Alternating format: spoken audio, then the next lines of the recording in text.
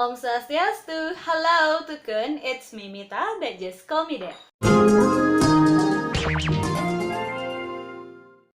So, mungkin dari thumbnail dan juga judul video ini kalian udah bisa nebak aku bakal ngejelasin apa. Tapi sebelumnya lebih baik aku perkenalkan diri terlebih dahulu. Nama aku Nika Dek Mita Dewi, kelas 3C MBI nomor absen 6. Nah, di video kali ini aku bakal ngejelasin apa sih itu Asta Kosala Kosali sebagai penyebab tata letak unik rumah masyarakat tradisional Bali. Kenapa saya ingin mengangkat tema ini? Karena dari survei kecil-kecilan yang saya lakukan, dari 22 responden dari usia 11 sampai 23 tahun mengatakan bahwa 3 orang tidak yakin bahwa rumah yang mereka tempati merupakan rumah tradisional Bali, dan 12 diantaranya tidak tahu kenapa alasan rumah tradisional Bali itu terpisah-pisah, dan bahkan 11 orang diantaranya tidak pernah mendengar apa itu Asta Kosala Kosali.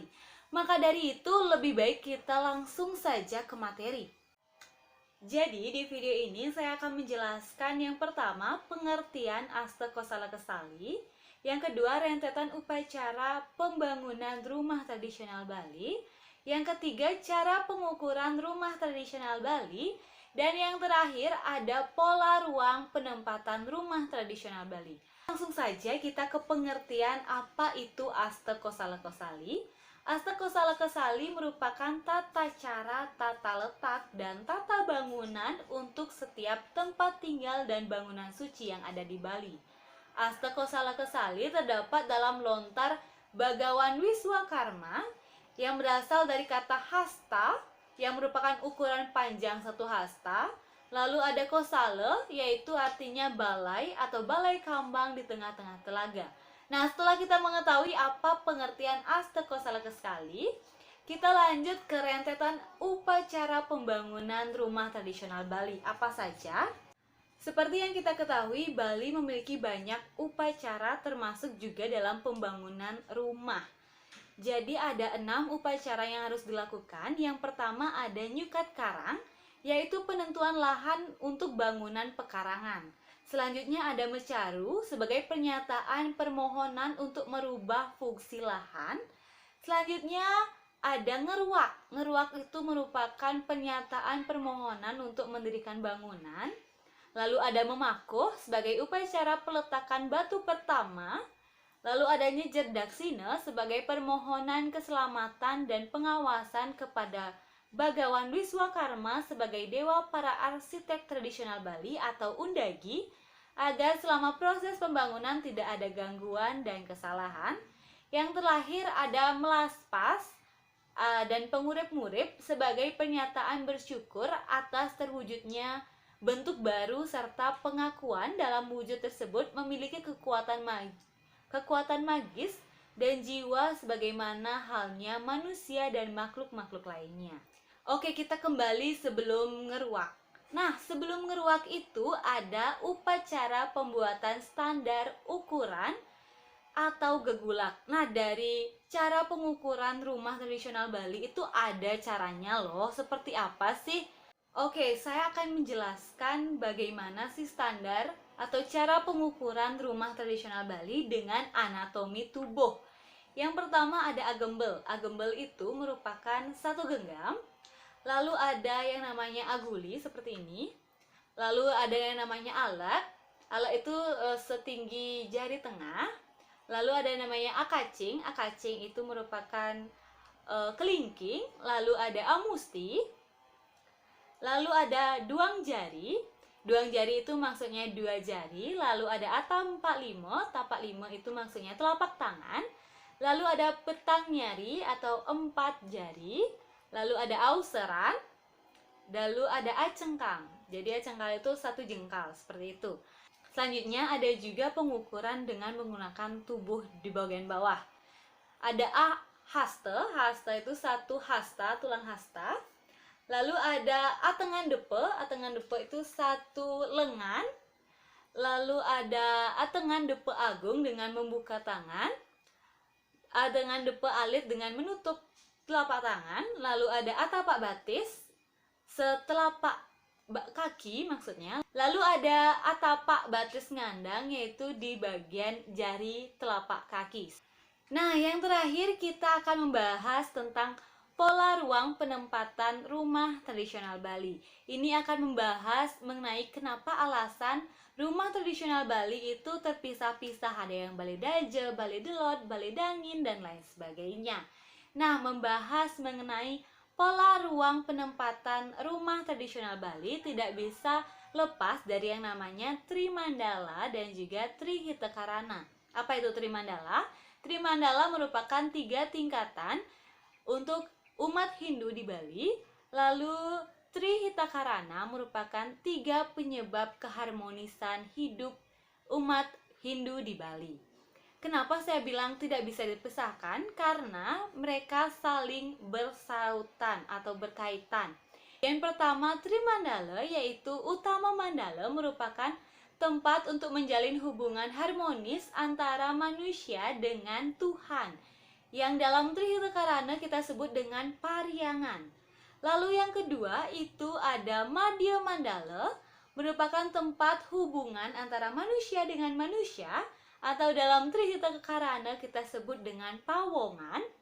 Dan yang ketiga ada yang namanya Nista Mandala, yaitu tempat untuk melakukan hubungan antara manusia dengan makhluk hidup lainnya seperti tumbuh-tumbuhan dan juga hewan. Kita sebut itu dengan Palamahan di Trihitakarana. Nah, setelah kita mengetahui alasannya, kita harus juga mengetahui apa yang di mana, ini di mana, seperti itu dong ya.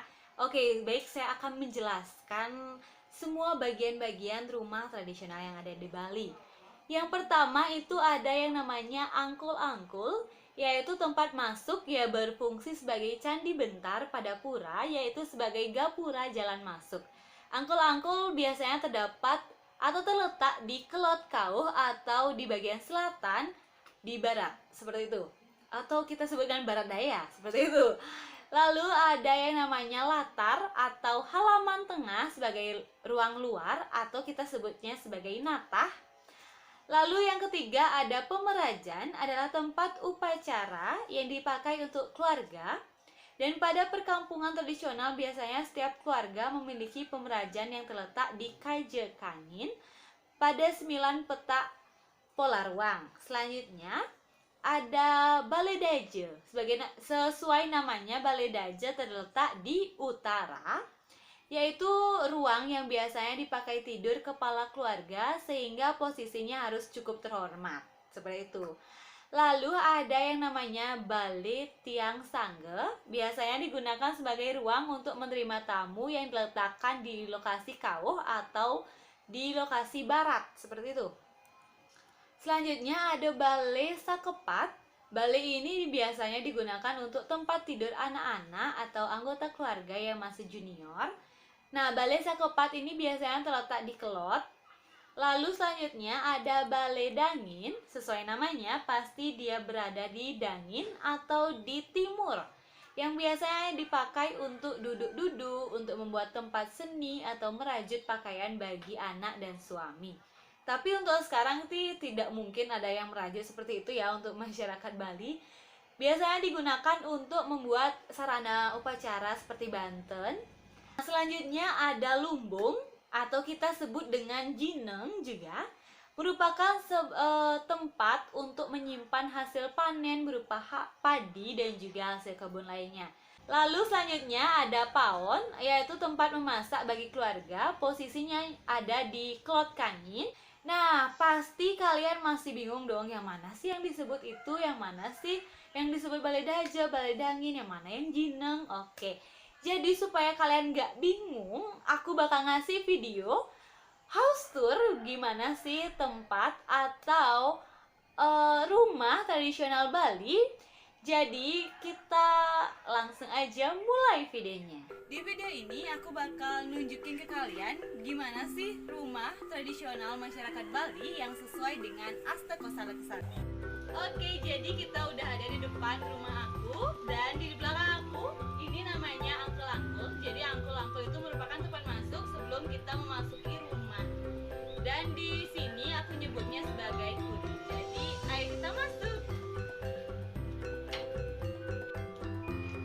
So, jadi kita udah ada di depan pawon, atau bahasa Indonesianya kita sebut sebagai dapur. Jadi di rumah aku sendiri itu ada dua jenis pawon, ada pawon baru dan juga pawon kuno. Jadi pawon baru itu kita gunakan sebagai memasak untuk sehari-hari, sedangkan pawon kuno ini digunakan untuk keperluan jika perlu memasak untuk nasi yang besar ataupun untuk menanam lipat seperti itu. Nah, sebelum kita masuk ke rumah, kita juga perlu singgah ke pawon, gunanya untuk menghilangkan energi negatif yang mungkin kita bawa sebelum kita masuk ke rumah. Nah, kita udah ada di depan pawon kuno, jadi kita bisa lihat di dalamnya. Itu dinamakan dengan bungur pawon dan sudah ada sejak rumah ini dibangun sih kayaknya. Oke, jadi dari situ sampai sini itu merupakan pawon modern yang tempat masak seperti biasa untuk masak sehari-hari. Lalu di sebelah utara pawon kita ada jinang. Jadi jinang ini merupakan tempat penyimpanan padi hasil panen. Tapi untuk sekarang kita tidak ada padi dalamnya, tapi biasanya ada. Konon katanya jinang ini merupakan rumah anti gempa karena dalam pembuatannya tidak menggunakan paku. Nah, di Kajekalin atau di paling utara timur rumah itu ditempatkan sanggah atau merajan. Nah, di belakang ini merupakan merajan aku. Jadi merajan merupakan tempat utama mandala atau hubungan baik manusia dengan Tuhan itu sendiri atau pahariangan, tempat pemujaan untuk keluarga seperti itu. Nah, di belakang aku ini merupakan Balai Daja. Sesuai namanya, Balai Daja itu terletak di utara dan merupakan tempat tidur untuk orang tua. Karena disucikan, makanya ditaruh di paling utara seperti itu. Nah, yang ini merupakan Balai Dangin. Sesuai namanya, ada di Dangin atau di sebelah timur, digunakan untuk tempat tidur anak-anak seperti itu. Nah, di belakang aku ini merupakan Balai Belot. Sesuai namanya, itu ada di Belot atau di sebelah selatan, atau bisa juga kita sebut sebagai Balai Adat karena digunakan untuk melakukan upacara, pelaksanaan upacara. Di sini juga biasanya digunakan untuk membuat banten seperti itu. Nah, di Bali juga kita punya yang namanya halaman atau nata. Jadi nata itu nggak perlu luas, tapi yang penting ada. Dan di nata itu pasti ada yang namanya surya sebagai tempat pemujaan dewa surya tentunya. Dan setiap kita mau keluar rumah pasti ngatur sembah dulu di sini seperti itu. Oke, jadi kita udah di tempat yang terakhir. Ini merupakan tebel. Tebel merupakan misto mandala, yaitu hubungan antara manusia dengan makhluk hidup lainnya atau palemahan. Nah, di tebel itu sendiri kita menanam berbagai macam tumbuh-tumbuhan dan juga memelihara hewan ternak seperti itu. Oke, jadi itu dia tatanan rumah tradisional masyarakat Bali sesuai dengan Asta Kosala Kesali. Nah, itu dia tuh Kun, materi Asta Kosala Kesali sebagai penyebab tata letak unik rumah tradisional yang ada di Bali. Jadi aku udah menjawab dong pertanyaan, apa itu Asta Kosala Kesali, kenapa penempatan rumah-rumah tradisional Bali itu berbeda-beda, tempatnya terpisah-pisah, dan aku harap dengan menonton video ini kalian semua tukun jadi lebih mengetahui apa itu rumah tradisional Bali dan apa itu Asta Kosala Kesali, dan tidak ada yang tidak pernah dengar Asta Kosala Kesali lagi ya. Lalu aku juga mohon maaf jika ada kesalahan dalam penyampaian materi. Semua materi yang saya sampaikan ini sesuai pemahaman saya sendiri dan juga mengacu pada jurnal-jurnal atau artikel yang saya temukan di internet.